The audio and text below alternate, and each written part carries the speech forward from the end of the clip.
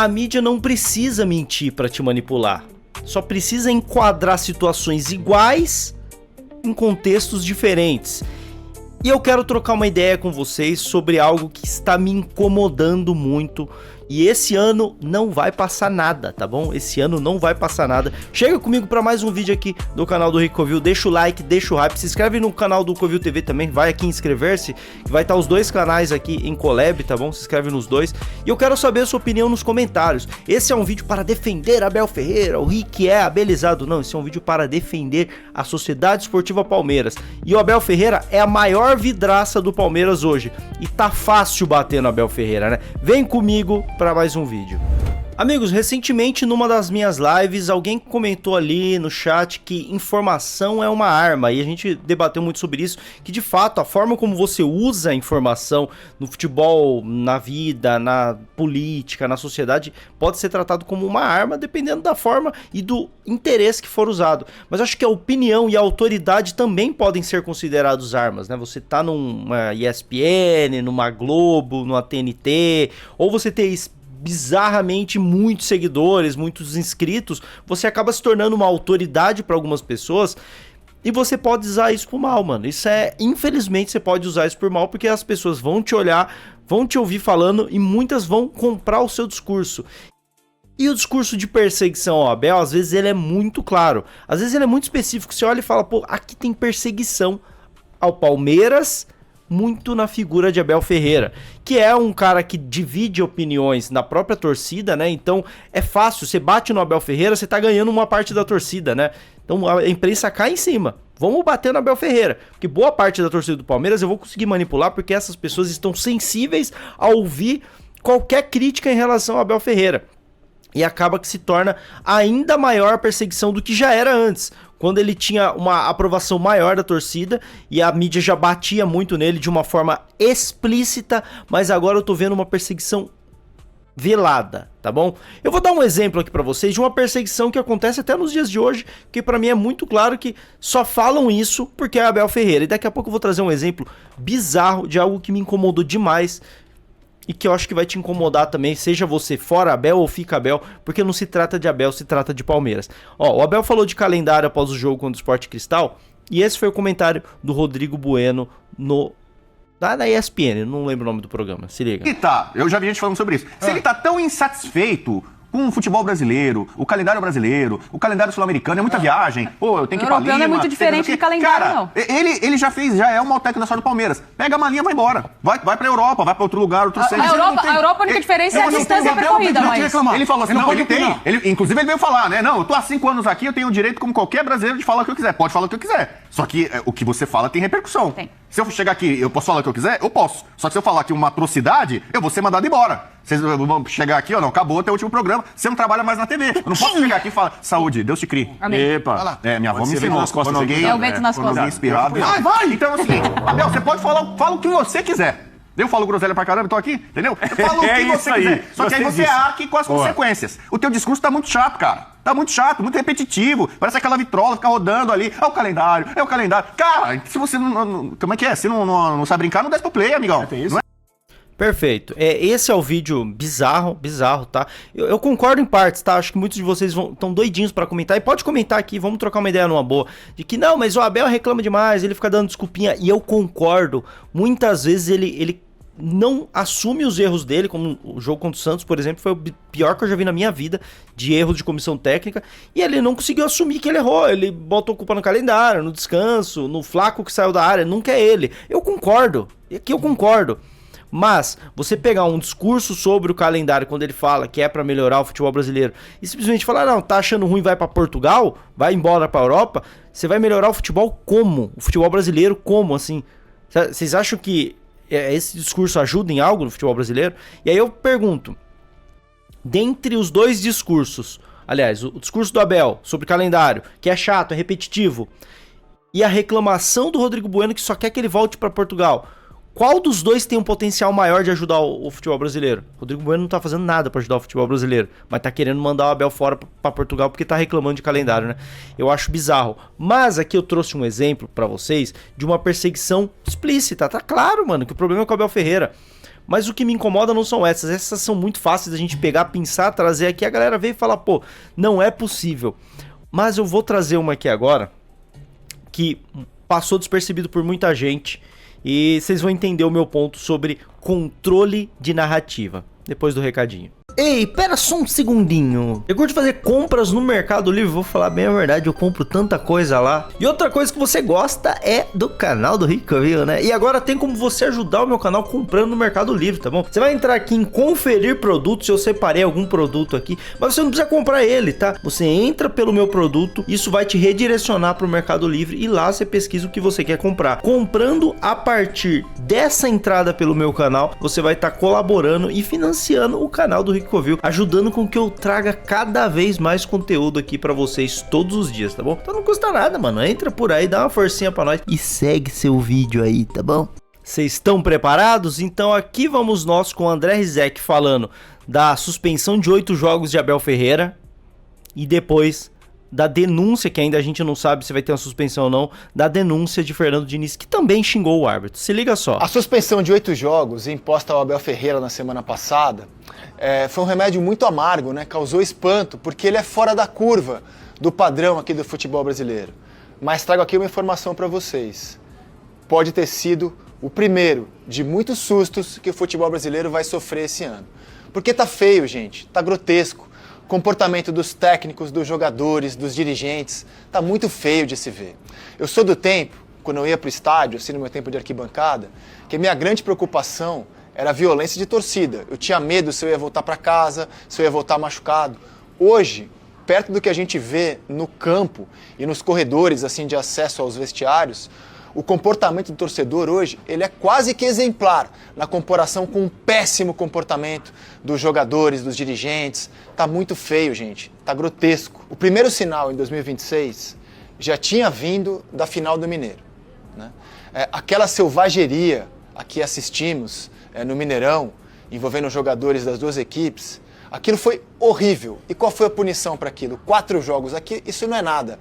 Porque 4 jogos, no ano que vem os clubes escalam times reservas no começo dos estaduais e tá pago. Ou seja, aquilo ficou barato, não teve punição. E é um absurdo que aquilo fique barato. É um absurdo. E quando você não pune, mostra que você vai aceitando esse tipo de situação. Corta para a Neoquímica Arena nesse domingo. Depois de um comportamento tenebroso dos jogadores do Corinthians, né? 2 expulsões assim ridículas, né? Grotescas, e só não teve uma terceira do Gabriel Paulista, porque o juiz foi bonzinho com o Corinthians ali, ou seja, o comportamento muito acima do tom, né? Aquela coisa de macheza, né? De gestos obscenos, levar as mãos às genitálias, né? Mostrar que é valente, né? Comportamento péssimo dos jogadores do Corinthians. Aí você vai pro pós-jogo, ali os vestiários, né? Os túneis de acesso, e a porrada comeu ali. Então tem jogador do Palmeiras agredido, o Corinthians também disse que teve atleta dele agredido. Como é que você pode ter porrada num ambiente ali que deveria ser sagrado, sabe? Delegação que vai a estádio de futebol não pode ser agredida, gente. Não pode ter o que aconteceu ali em Itaquera. E corto para Mirassol, né? O simpático Mirassol. O relato do trio de arbitragem que trabalhou em Mirassol e Bahia é assustador. Os juízes sofreram, segundo eles, né?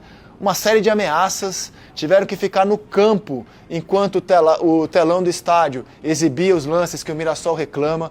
Sofreram ameaças inaceitáveis para um profissional passar num campo de futebol. Então o que está acontecendo com o Brasil, gente? Né? Assim, se você não começar a punir isso seriamente, você vai passar o recado de que a gente quer isso mesmo. E olha só, embora muita gente ache que isso é futebol raiz, sou obrigado a dizer que até futebol raiz tem limite. E o Brasil, infelizmente, vai ter que começar a aplicar punições pesadas a dirigentes e jogadores, porque esse limite está ficando cada vez mais insustentável aqui no futebol brasileiro. Tá feio, gente. Tá feio e a gente tem que melhorar isso daí.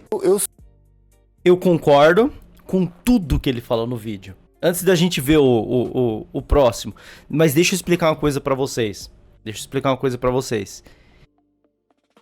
Isso é uma estratégia narrativa. O nome disso é enquadramento narrativo.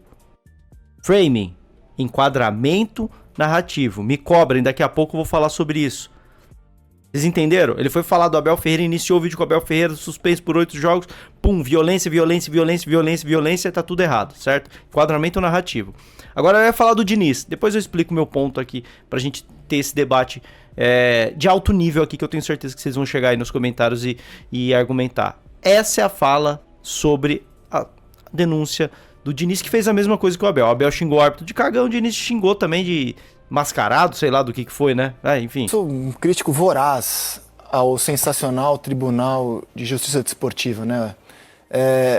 Assim, quando precisa agir, não age. Quando não precisa agir, age. Infelizmente, esse modelo de justiça desportiva, ele é previsto em Constituição. Então, para mudar isso, tem que mudar a Constituição. Porque o mundo ideal é o que acontece na Europa, é o Tribunal de Penas, né?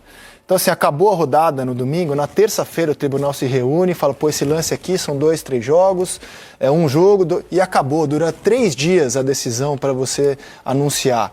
Aqui, decisão em primeira instância, efeito suspensivo, politicagem pra caramba, aí recorre, e de repente, do nada, na reta final de campeonato, você aplica uma suspensão para algo que rolou na quinta rodada, aí do nada o cara não pode jogar jogos que estão decidindo o título. É de uma inutilidade e um desserviço como esse tribunal opera e trabalha. Isso aqui é o maior exemplo disso.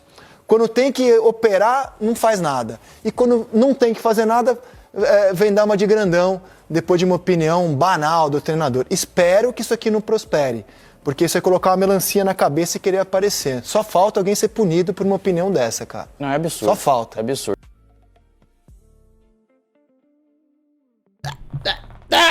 Pera aí, calma aí. Vou botar a melancia na cabeça. Ó, pô, velho, é bizarro a gente ter que ter esse debate. Deixa eu explicar pra vocês o que é o tal do enquadramento narrativo. Vamos lá, vamos por partes. A situação do Abel. Ele tinha uma situação banal de campo, né? Abel chamou o árbitro de cagão. Só que aí ele associou a outras coisas que não são banais. Violência, briga no Campeonato Mineiro, não sei o que lá, porradaria. Pegou um monte de exemplo absurdo e colocou tudo na mesma comparação ali. Quando você junta tudo isso e joga no liquidificador, você entende que tem o mesmo peso. Tem o peso a briga no Mineiro e tem o peso o xingamento do Abel. E não tem. Não tem. Mas quando ele vai exemplificando dentro do enquadramento narrativo dele, você equipara todo mundo. Todas as situações que ele citou, do Mirassol, do Palmeiras e Corinthians, a briga no Mineiro e o xingamento do Abel que foi punido. Ele equiparou tudo. E aí no final, numa estratégia clara de narrativa, tem que ser punido. Não dá pra ficar aceitando tudo isso. Todas essas coisas. Tudo isso, quando você junta tudo sendo uma coisa só, vira uma coisa gigantesca. E aí coisas como esse xingamento banal do Abel Ferreira entra como uma coisa gigantesca também, porque ele participa do todo. Isso é enquadramento narrativo. E aí tem que punir tudo isso. Só que aí no caso do Diniz, ele não cita um monte de casos de violência. Ele usa um outro argumento. O tribunal tem que punir quando tem que punir. Ele deixa de punir coisas sérias para punir coisas banais. Então aí, na situação do Diniz, ele já tá falando o contrário. Que ele tá punindo coisas... ou tentando, né, punir coisas banais como xingamento de campo e ignorando coisas como brigas. Mas por que ele não usou esse mesmo argumento quando foi a situação do Abel? Ele não poderia ter feito um vídeo da mesma forma falando, não, o Abel que foi punido, mas isso é uma coisa banal. O tribunal deveria se preocupar com coisas mais sérias, como a briga no Mineiro, a briga no Palmeiras e Corinthians. Isso é enquadramento narrativo, cara. É querer tirar a gente pra maluco, velho. Ele associa o Abel ao caos, à violência, ao descontrole, ao problema estrutural no futebol. E aí, outros técnicos, ou no caso do Diniz, ele associa a coisa do jogo, calor da partida, exagero do tribunal. Mas não são coisas iguais. Caramba, 2 pesos e 2 medidas. E aí é onde eu tô querendo dizer sobre controle da narrativa. Isso é total controle da narrativa e as pessoas compram isso. As pessoas vão comprando esse tipo de... Isso é perseguição, cara. Isso é perseguição, só que não é uma perseguição explícita. É uma perseguição velada. Porque eu preciso... Agora tá explícito pra vocês, eu trouxe aqui, né? Mas se eu não trouxesse aqui, talvez vocês pegaram o vídeo lá do Abel lá atrás, viram e concordaram, aí depois passou um tempo, viu o do Diniz, concordou também, porque são coisas espaçadas. E aí não parece perseguição, mas é perseguição, uma perseguição velada, e é muito por essa perseguição ao Palmeiras, não ao Abel, é que o Abel é a vidraça, eu já expliquei. O Abel é a vidraça, porque divide o torcedor. Por essa perseguição ao Palmeiras, principalmente a velada, isso vai virando um caos, isso vai virando uma bola de neve. E, por exemplo, o Abel, que os caras querem tirar do Palmeiras a todo custo, porque você pode discutir futebol bonito ou feio, mas o Palmeiras tá sempre ali brigando, e os caras que não são palmeirenses, eles ficam desesperados, eles odeiam isso do Palmeiras, mesmo jogando mal, ganhar jogos.